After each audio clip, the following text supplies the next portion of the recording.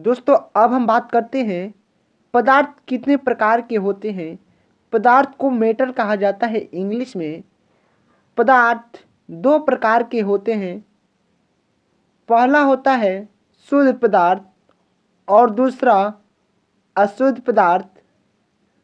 तो पहला हेडिंग डालेंगे, शुद्ध पदार्थ किसे कहते हैं। तो वैसा पदार्थ जो एक प्रकार की परमाणुओं से मिलकर बने होते हैं उसे शुद्ध पदार्थ कहते हैं। वैसा पदार्थ जो एक प्रकार के परमाणुओं से मिलकर बने होते हैं उसे शुद्ध पदार्थ कहते हैं। शुद्ध पदार्थ कितने प्रकार के होते हैं? जी हाँ फ्रेंड्स, शुद्ध पदार्थ दो प्रकार के होते हैं।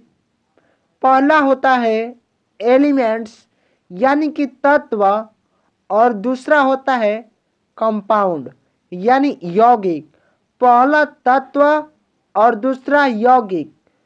पहला हेडिंग डालेंगे, तत्व किसे कहते हैं। पहला हेडिंग डालेंगे, तत्व किसे कहते हैं। वैसा शुद्ध पदार्थ जिसमें एक ही प्रकार के परमाणुओं से मिलकर बने होते हैं उसे तत्व कहते हैं। वैसा शुद्ध पदार्थ जो एक ही परमाणुओं से मिलकर बने होते हैं उसे तत्व कहते हैं। वैसा शुद्ध पदार्थ जो एक ही प्रकार के परमाणुओं से मिलकर बने होते हैं उसे तत्व कहते हैं। अब जानेंगे तत्व कितने प्रकार के होते हैं। हेडिंग डालेंगे, तत्व तीन प्रकार के होते हैं। पहला धातु मेटल, दूसरा अधातु नॉन मेटल और तीसरा उपधातु होते हैं। तो पहला हेडिंग डालेंगे, धातु किसे कहते हैं। धातु किसे कहते हैं? वैसा पदार्थ जिसमें से विद्युत या ऊष्मा आसानी से प्रवाह कर सके उसे धातु कहते हैं। वैसा पदार्थ जिसमें विद्युत या ऊष्मा आसानी से प्रवाह कर सके उसे धातु कहते हैं। धातु विद्युत का सुचालक होते हैं। धातु विद्युत का सुचालक होते हैं और धातु में चमक पाई जाती है। धातु में चमक पाई जाती है। अब बात करते हैं, हमारा दूसरा टॉपिक है अधातु नॉन मेटल किसे कहते हैं। वैसा पदार्थ जिसमें विद्युत या ऊष्मा प्रवाह नहीं कर सके उसे अधातु कहते हैं। वैसा पदार्थ जिसमें विद्युत या ऊष्मा प्रवाह नहीं कर सके उसे अधातु कहते हैं। अधातु के गुण, अधातु विद्युत के कुचालक होते हैं। अधातु विद्युत के कुचालक होते हैं। अधातु में चमक नहीं पाई जाती है एवं धातु में चमक पाई जाती है। धातु विद्युत का सुचालक होता है और अधातु विद्युत का कुचालक होता है। अब बात करते हैं उपधातु किसे कहते हैं। मेटलॉयड। मेटलॉयड किसे कहते हैं?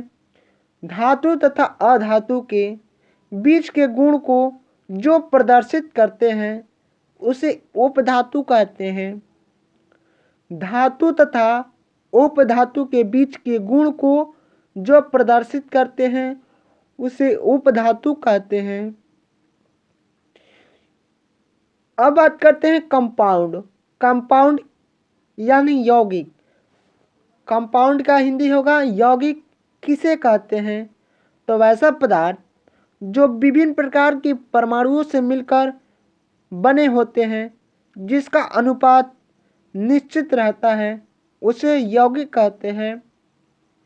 वैसा पदार्थ जो विभिन्न प्रकार के परमाणुओं से मिलकर बने होते हैं जिसका अनुपात नियत रहता है उसे यौगिक कहते हैं।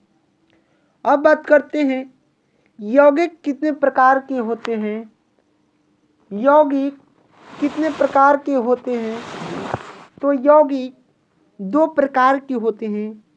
पहला होता है ऑर्गेनिक कंपाउंड कार्बनिक यौगिक और दूसरा इनऑर्गेनिक कंपाउंड अकार्बनिक यौगिक। तो हेडिंग डालेंगे कार्बनिक यौगिक ऑर्गेनिक कंपाउंड किसे कहते हैं? ऑर्गेनिक कंपाउंड यानी कि कार्बनिक यौगिक किसे कहते हैं? तो वैसा पदार्थ या वैसा यौगिक जिसमें कार्बन के यौगिक के बारे में अध्ययन किया जाता है तो उसे कार्बनिक यौगिक कहते हैं। वैसा पदार्थ या वैसा यौगिक जिसमें कार्बन के यौगिक के बारे में अध्ययन किया जाता है तो उसे हम कार्बनिक यौगिक कहते हैं। अब बात करते हैं हमारा लास्ट टॉपिक अकार्बनिक यौगिक इनऑर्गेनिक कंपाउंड। तो हेडिंग डालेंगे इनऑर्गेनिक कंपाउंड किसे कहते हैं? वैसा पदार्थ जिसमें कार्बन के छोड़कर अन्य तत्व या यौगिक के बारे में अध्ययन करना ही अकार्बनिक यौगिक कहा जाता है। वैसा पदार्थ जिसमें कार्बन को छोड़कर अन्य तत्व के बारे में अध्ययन करना ही अकार्बनिक यौगिक कहलाता है। वैसा पदार्थ जिसमें कार्बन को छोड़कर अन्य तत्वों के बारे में अध्ययन करना ही अकार्बनिक यौगिक कहलाता है। आई होप करता हूँ दोस्तों वीडियो पसंद आई होगी तो वीडियो को लाइक और चैनल को सब्सक्राइब कर देना, क्योंकि दोस्तों हर सुबह और हर शाम मिलते हैं हम एक नए वीडियो के साथ। चलिए मिलते हैं नेक्स्ट वीडियो में।